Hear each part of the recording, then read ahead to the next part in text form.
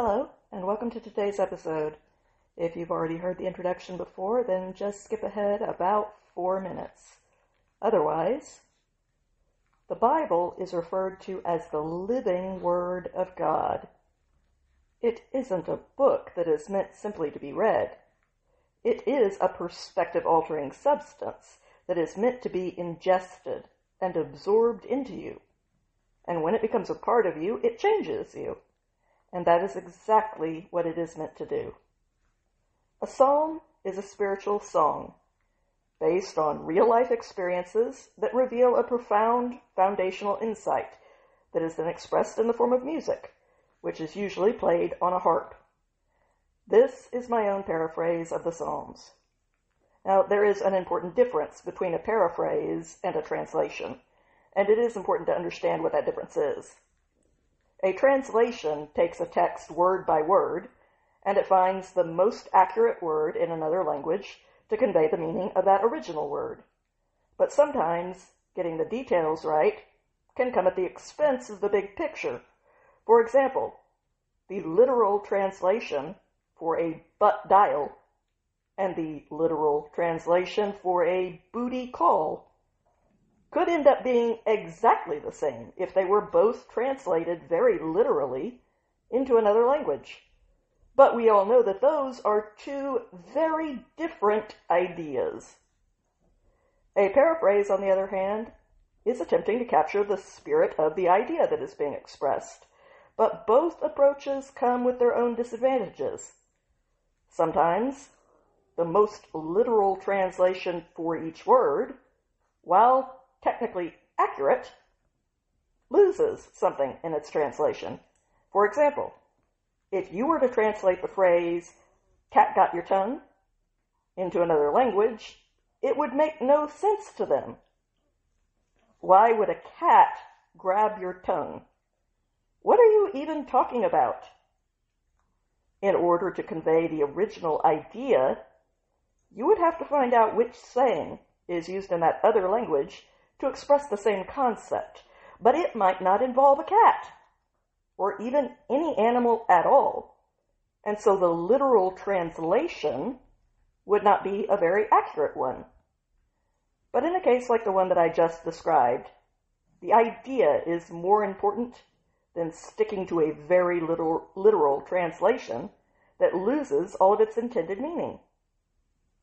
However, because paraphrases are an individual's interpretation of the underlying idea, instead of a rigorous academic translation of the word, they are not as objectively accurate as a translation is. A paraphrase is a lot more subjective, and that makes it much more susceptible to interpretations that are way off the mark of the original text's intent.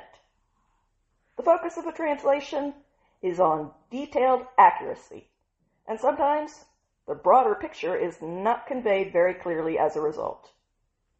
The focus of a paraphrase is on painting that big picture, but it often loses the accuracy of the finer details. Both are useful as long as you understand which is which, and what the disadvantages to each approach are.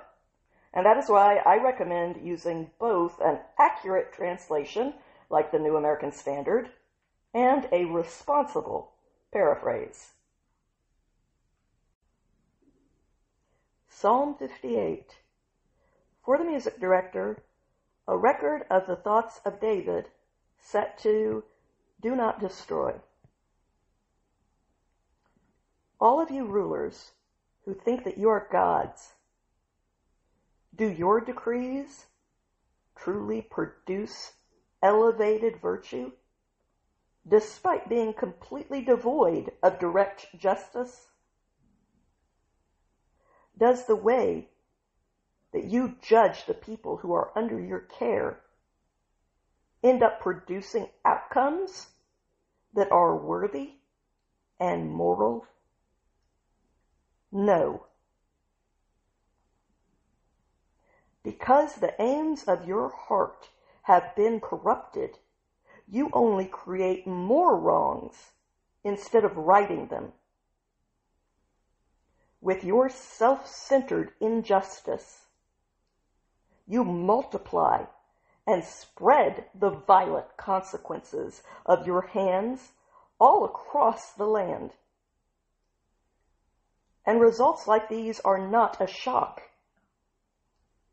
For those who live according to a distorted compass turn compassion into a crime, for they have been alienated from what is right from the womb on. So of course they react with hostility towards it. The truth is that these deceived deceivers have been on the wrong path from birth, and they are always a disappointment.